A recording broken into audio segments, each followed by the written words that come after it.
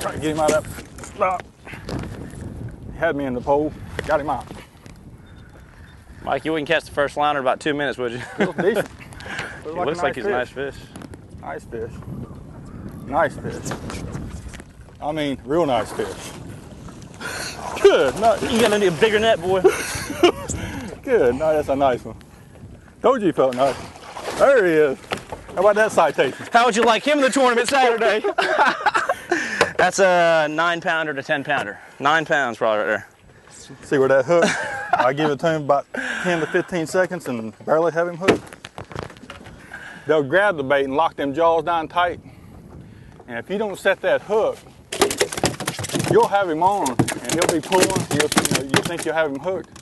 As soon as he feels some, he'll say, something ain't right here.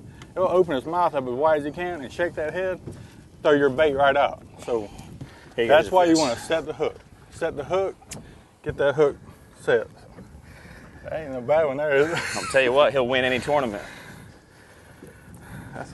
Now, just to let you guys know, it's not that easy all the time.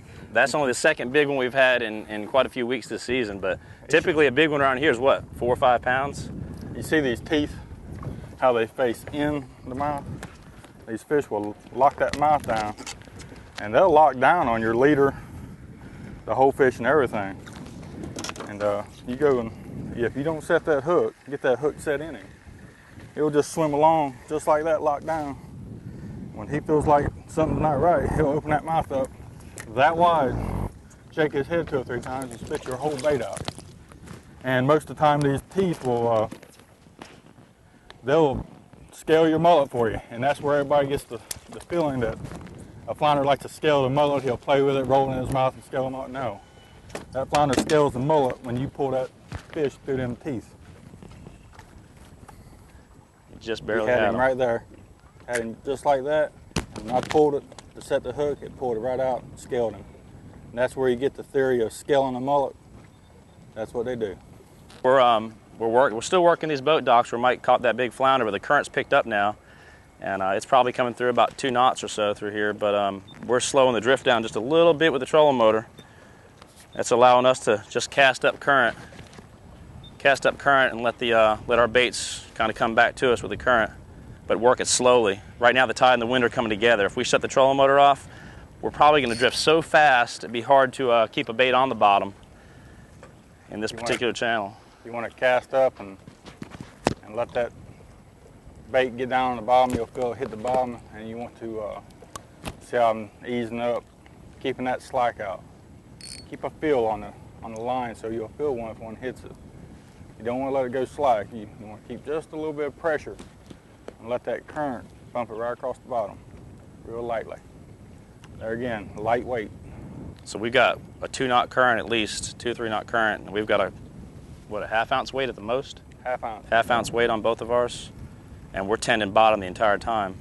You could anchor up and just fish a spot for 15, 20 minutes if you don't have a trolling motor, if the drift is too fast, and then move down a few docks and do the same thing again. But there's no boats in here right now blocking this drift, so we're just taking a slow drift and allowing it to work the whole area. Mike had just a little bit too much on his plate this morning there at breakfast, so we had to wait for him to finish breakfast to get out here. Actually, 4 eggs and a steak. It was probably me with 4 eggs and a steak and hash browns and English muffin. But either way, we got here and you nailed them, so you got a big one. The other thing that we hadn't really mentioned is as long as you have plenty of live bait, make sure you keep a nice live mullet on there. If they start looking tired, worn out, change them out, put a fresh one on. Unless you've went and paid about $5 a dozen for them. You'll find a lot of small fish in the middle of the channels, but you'll catch more of your large flounder, your citation flounder, the ones you want to catch during tournaments and heck, anytime. Those big fish, you're going to find them around structure, whether it's a boat dock, whether it's a rock pile, bridge pylons, oyster rocks, anything that provides structure. Another thing is, something just hit me right there, Mike. I just got a hard hit. If we had fished this place at slack tide or a rising tide and didn't do any good, and you think, well, there's no fish there. Well, when this tide has changed and fell, these fish will come in here and stage up behind this dock. That's a flounder there. just like this one just did. He's a keeper. He's a nice one. He might have to go in the grease. I don't know, Mike. He's got to be 15 and a half. He's 15 and 3/4, 15 and 7/8. So he would be a keeper. Pretty good thump right there. Drop the rod, tip to him. If he decides to run, then I'm going to open this bell up and give him line. Don't want to put no pressure. Don't want him to feel me. Ease that rod tip up, see if he still has them. Yeah, he's still on there. Something's on there. It's not moving like a, it's not taking off like a lizard fish either. Go ahead and set the hook. Good hooks there. That's a flounder. That's a big flounder. Don't catch two big ones on me today, boy. It's just decent. Nice flounder, about 17 inches. Good job. Like I said, we cast it about 20 times on that slack tide right there. Didn't catch anything. That tide started coming in and they staged up there. They're moving in here, staging up behind these pylons. He's got, what's on his backside there? He's been bitten? Been bitten by a shark, has 3 shark teeth marks on him. Has them on that side too. Yeah. One of the things that we hadn't really mentioned in here, we talked about fishing boat docks. It's a type of structure. But usually around these boat docks you have something else. It's not necessarily structure, but you usually have folks with crab traps. Look right there on this dock behind us. This guy's got a crab trap. Typically they'll stack those full of bait, drop them down. They're trying to catch crabs, but that ends up being a chum pot. It'll draw their fish in, flounders in. They'll catch flounders inside those crab traps as well. The other thing too, if you look around, you might see one here. You'll find cleaning tables, fish cleaning stations on people's docks. And they're not all used all the time, so it's not always helpful. But if you pay close attention when you're out, folks that are always on their docks and you see them getting in on their boat and they got rods and reels, they're probably cleaning fish on their docks and dropping those scraps off. And there's a lot of times those scraps settle down right around their dock pylons, and that draws flounders in as well. A lot of times you'll have a lot of bluefish and stuff and ladyfish and stuff come in around these lights, and they're tearing up the glass minnows and the mullet minnows. And a lot of times you have flounder laying on the bottom, whether they're coming up and hitting the mullet minnows and stuff, or whether they're sitting down there catching the scraps coming off from everything. Flounder's an opportunistic feeder. I mean, he'll ambush a live bait, but he'll eat a dead bait too. This year there's 2 different size limit regulations for flounder fishing recreationally in North Carolina. South of Browns Inlet, the size limit is 14 inches, and in the western parts of Albemarle and Pamlico Sound, the size limit is also 14 inches. North of Browns Inlet and the eastern parts of the sounds, it's 15.5 inches. The reason for the size limit differences is for the management of summer flounder, which is managed coastwide from Massachusetts to North Carolina. North Carolina receives a recreational allocation of summer flounder, as do the states north of us, and because of a lower allocation this year and because of recreational overages last year, North Carolina was required to reduce their harvest by 34%. The best way to reach that reduction was to increase the size limit to 15.5 inches. Yeah, if you were in Morehead City,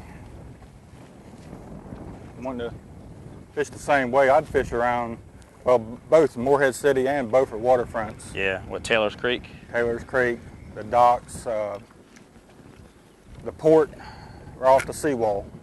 It's deep. You're going to have to step up your sinker probably about a 2 ounce, wouldn't you? Yeah, I mean, you might. All depends on the current out there. Yeah, that port is. They catch really big flounders around the port walls and whatnot. As long as they're not, patrolling the area and keeping boats out for a ship unloading or something like that, you can get right into the port walls and fish them. Last season, I think there were some 10, 11, 12-pound flounders caught around the port walls there. But yeah, Taylor's Creek, like Mike said, Morehead City waterfront.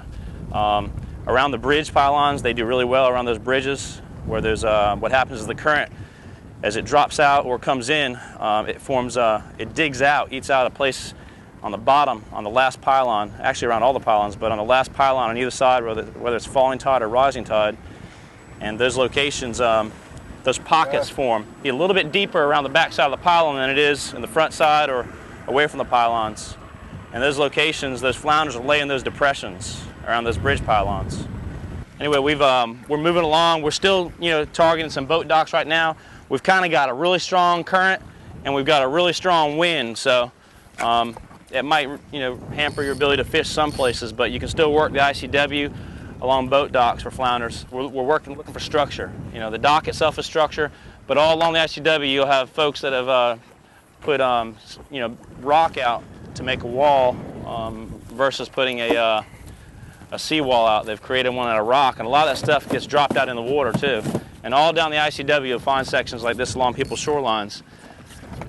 Those rocks, you got a lot of growth on them. Again, you got the oysters growing on them, barnacles and mussels growing on them. All that attracts bait fish, and then that attracts our game fish, our flounders, redfish, trout, bluefish, ladyfish. All that stuff will gather in around these places. It's not a guarantee, but you got to go from place to place and try it out. You're along the ICW. Fish move through here to come into the sound, to come into the rivers from the ocean and back and forth. So what we just have right now, the situation we have now, is we just got off a low tide.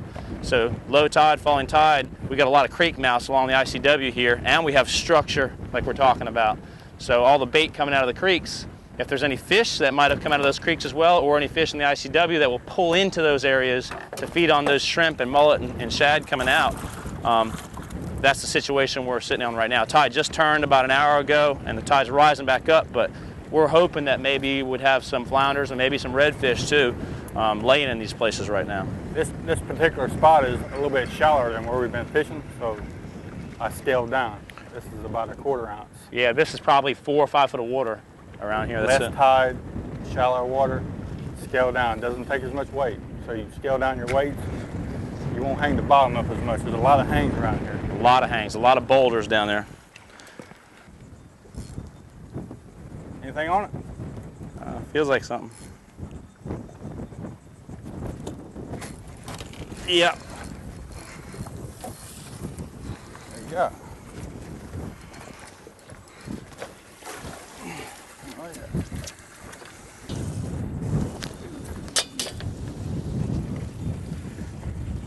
Right at 15 1/4 to 15 and a half. He's just barely a keeper, that one. Oh, I got 3 pounder. I got one going, I believe.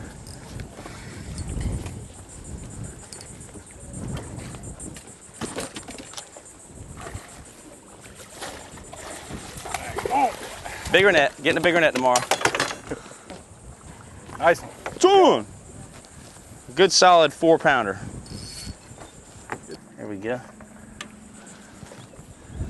He's 4 pounds right there. About 3 3/4. We were just about ready to lose him, Mike. Look, he grabbed that bait. He didn't have time to swallow that bait. He took off running. I set the hook on. We got a little bit of that jawbone, that skin on that jawbone. That's it. Size of his mouth. I'm talking about the size of the bait he could eat. There's 3 inches across his mouth right there.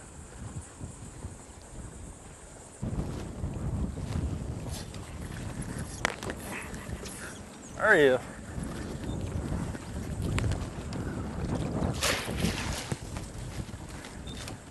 He nailed it. I thought he was a lot bigger than that, the way he nailed it. It's a whole lot easier if you take that flounder, lay him down flat, let him settle down. If he'll settle down, he swallowed that one. Point the fish away from you, that flounder pointed away from you. Right hand with the fish pointing away from you, he's got a soft spot right by his fin, his pectoral fin, and then put your opposite fingers, pose him, and you can pick him up. You can hold him like that. He hit it right underneath that floating dock. What you can do, we do this a lot. When they get down deep like that and you got to release a fish, you got to get the hook out. If we try, it's a semi-circle hook, a kale hook. You can't get it out the mouth, so you can take and open up the gill plate and stay just outside the gills, and you can grab that leader, pull it out like that. Now you can pry it, pop it back out. See that? And I haven't hurt that fish now.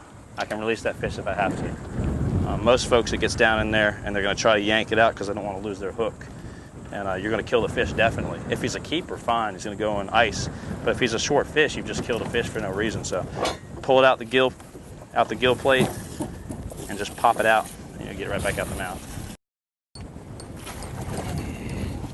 Very nice. Nice one. There'll be one back here. How about right here? He's probably 9 pounds, that one then. This one's, we just weighed this one, it's